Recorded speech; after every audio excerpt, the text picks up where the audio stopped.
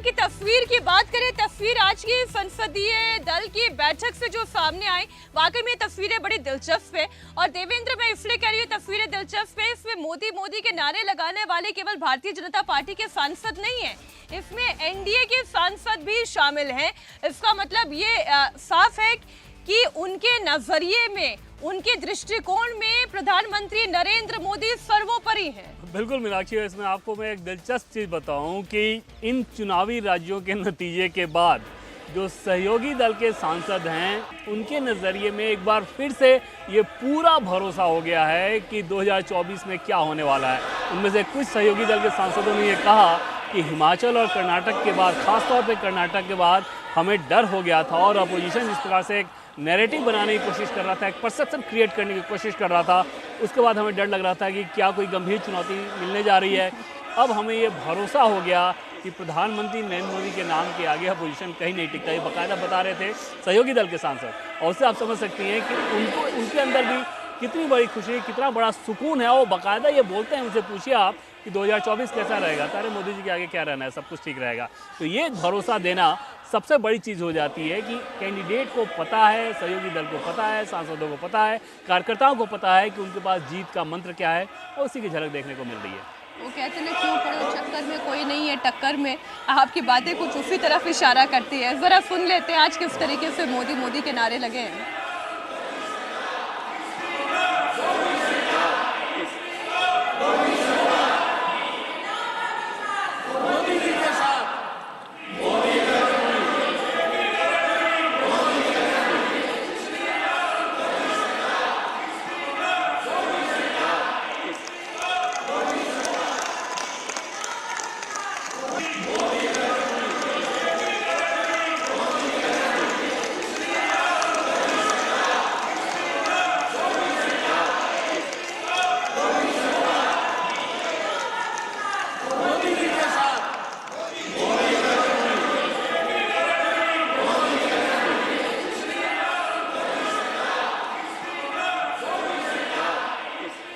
देखिए जरा तस्वीरें बड़ी दिलचस्प। तीसरी बार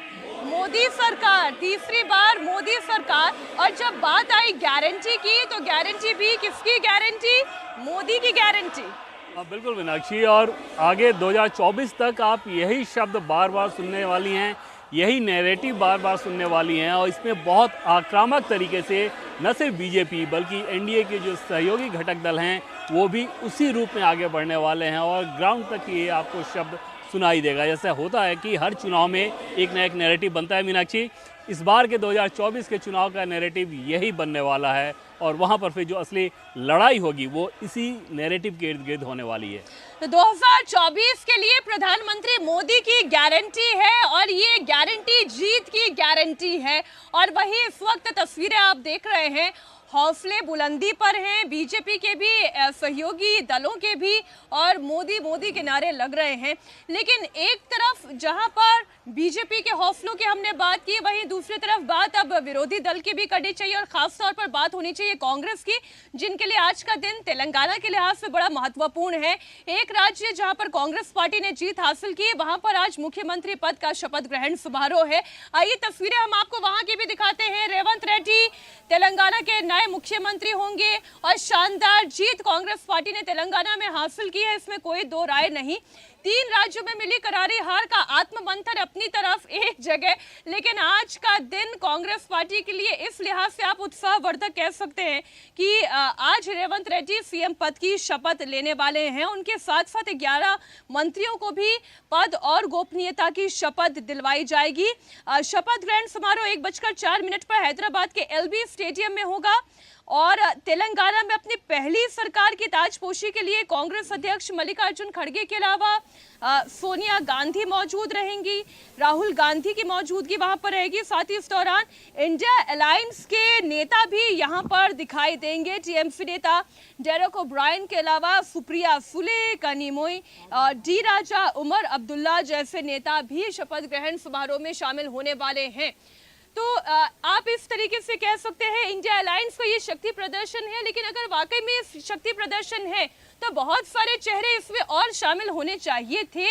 अब वो होंगे या नहीं होंगे। मेरे सहयोगी विजय लक्ष्मी भी अब हमारे साथ विजय चौक पर हमें ज्वाइन कर चुकी है। विजय लक्ष्मी, उत्साह के लिहाज से कांग्रेस पार्टी के लिए आज एक इम्पॉर्टेंट डे हम कह सकते हैं, लेकिन साथ साथ इंडिया अलायंस की ताकत कितनी है, आपस में सामंजस्य कितना है, आज ये भी दिखाई देगा इस मंच से। बिल्कुल, देखिए तमाम जो इंडिया अलायंस के नेता हैं वो जो है इसमें पहुंचेंगे। इनफैक्ट कल जो रात को कोऑर्डिनेशन कमेटी की मीटिंग हुई, डेरेक ओब्रायन जो है इसी वजह से उस मीटिंग में शिरकत उन्होंने नहीं की क्योंकि वो हैदराबाद के लिए निकल रहे थे। तो कांग्रेस पार्टी ज़रूर इस मंच को इस्तेमाल करना चाहती है एक शो ऑफ स्ट्रेंथ के तौर पर, एक प्लेटफॉर्म के तौर पर, ताकि जो है वो पूरे इंडिया को एक मैसेजिंग दी जा सके कि इंडिया अलायंस जो है एक है। क्योंकि 3 राज्यों के नतीजे जिस तरह से कांग्रेस पार्टी के खिलाफ रहे, उसके बाद हमने देखा कि इंडिया अलायंस के कुछ नेताओं की इधर उधर ज़रूर जो है रिएक्शन आए या बाइट स्टेटमेंट्स आए जहां पर वो कांग्रेस पार्टी को थोड़ा क्रिटिसाइज करते हुए नजर आए।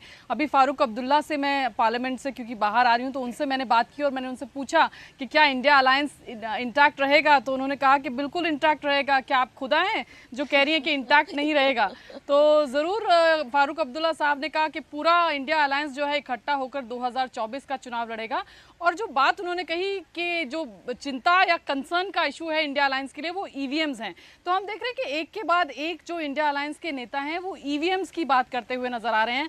और फारूक अब्दुल्ला साहब से जब मैंने बात की तो उन्होंने कहा ईवीएम्स के रोल पर ज़रा आप गौर करें। मैंने पूछा कि क्या मैनिपुलेशन हुआ है कोई ईवीएम्स में, तो उस पर उन्होंने कुछ नहीं कहा, पर उन्होंने कहा कि ईवीएम्स का खेल है, जिस तरह से जो नतीजे हैं वो कांग्रेस पार्टी के खिलाफ रहे। तो देखना होगा कि क्या आगे इसी नैरेटिव को बिल्ड इंडिया अलायंस जो है 2024 में करेगा। विजय लक्ष्मी, ये नैरेटिव तो बहुत पहले ही फेल हो चुका है कि अगर वाकई में ईवीएम का नैरेटिव काम करता तो हो सकता है 3 राज्यों का नतीजा कुछ और कहता।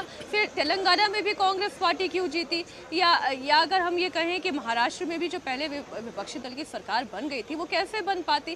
तो ये नैरेटिव कितना काम करता है ये तो आगे की बात है, लेकिन हाँ, ये तस्वीर ज़रूर कांग्रेस पार्टी के लिए उत्साहजनक हो सकती है कि आज राहुल गांधी, सोनिया गांधी, मल्लिकार्जुन खड़गे और पूरी कांग्रेस पार्टी को उत्साह मनाने के लिए एक दिन मिला है। और ये तेलंगाना में मुख्यमंत्री पद की शपथ ग्रहण समारोह की ये तस्वीरें इस वक्त आप देख रहे हैं। थोड़ी देर में ये समारोह भी शुरू होने वाला है, 1:05 पर जहां शपथ ग्रहण होना है वहां की तस्वीरें इस वक्त आप देख रहे हैं। राहुल गांधी नजर आ रहे हैं।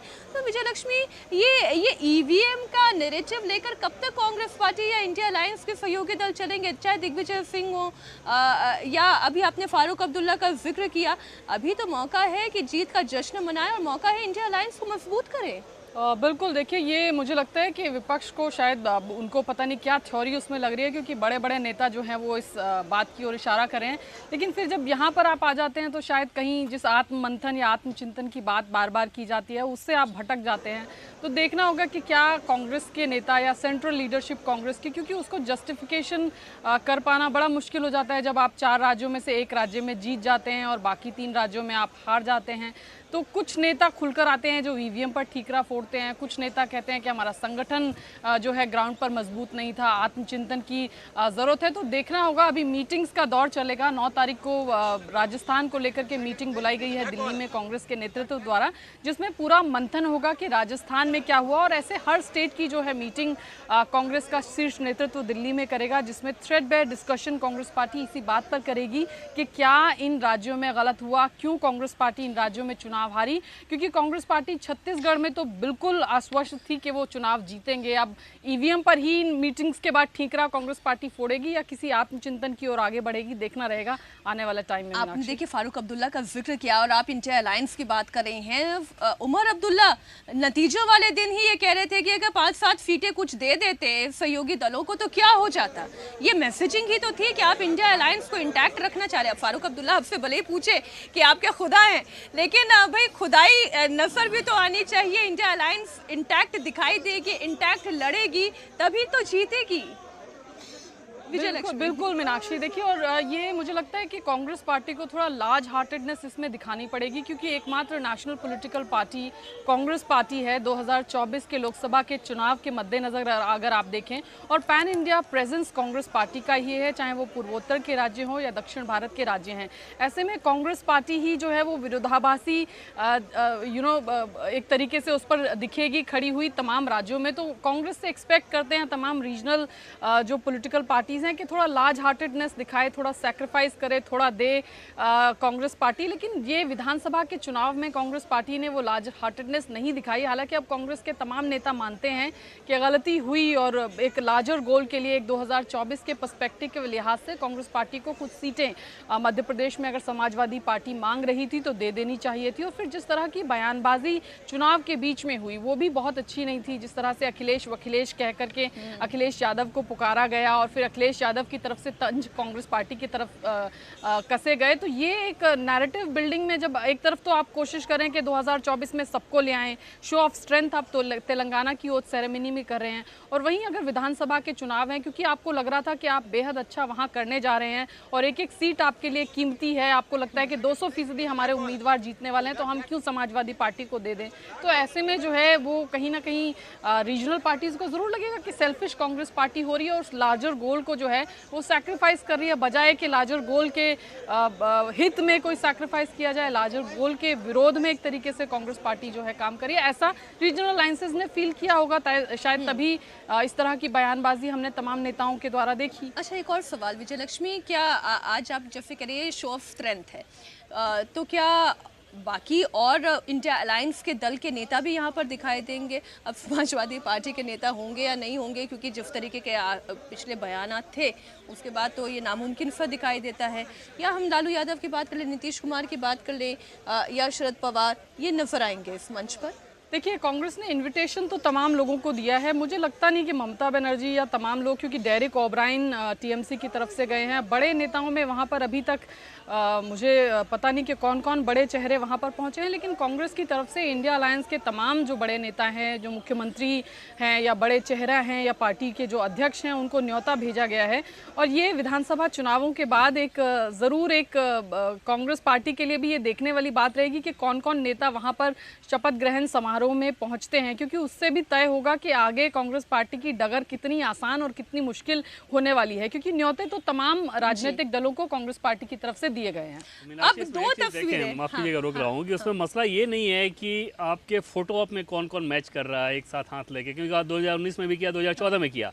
समस्या उससे ज़्यादा बड़ी स्वरूप में हो जाती है कि आपके तेलंगाना में आपके नेता ये कह रहे हो कि केसीआर तो बिहार के कुर्मी हैं, इनके डीएनए में समस्या है। तो आप अंदाज़ा लगाएं कि बिहार में आप अपने सहयोगी दल जेडीयू के सामने किसी मुसीबत खड़े कर रहे हैं। अगर आपके एक सहयोगी दल ये कह रहे हैं कि नॉर्थ इंडिया में गौमूत्र वाले स्टेट, तो आप सोचें कि आप अपनी पार्टी को कहाँ खड़ा कर रहे हैं। अधीर रंजन चौधरी ममता बनर्जी के बारे में जो कहते हैं, तो ये ज़्यादा बड़ी समस्या है ऐसे अलायंस के लिए कि इतने सारे कॉन्ट्राडिक्शन जब आप में इनबिल्ट हो और उसका एक्सप्रेशन इस रूप में हो, तो फिर ऐसे फोटो का कोई मतलब ही नहीं होता, भले ही हाथ मिला के खड़े हो जाए। तो मैं तो इसलिए इसी जो बात अभी देवेंद्र ने कही और जो बात विजय लक्ष्मी ने कही, फिर मैं इंडिया टीवी के दर्शकों को कहूंगी कि अभी चंद मिनट पहले तेलंगाना की खबर सुनाने से पहले जो तस्वीर मैं आपको दिखा रही थी, जहां पर एनडीए के सांसद, सिर्फ बीजेपी के नहीं, मैं जब एनडीए कह रही हूं तो फिर आप देखिए सहयोगी घटक दलों के सांसद भी जब एक साथ खड़े होकर ये कहें कि तीसरी बार मोदी सरकार, गारंटी की बात हुई तो मोदी जीत की गारंटी, वहां पर एक तरफ ये नारे लग रहे थे और इंटैक्ट दिखाई दे रहे थे, क्योंकि जीत के पीछे सब हैं,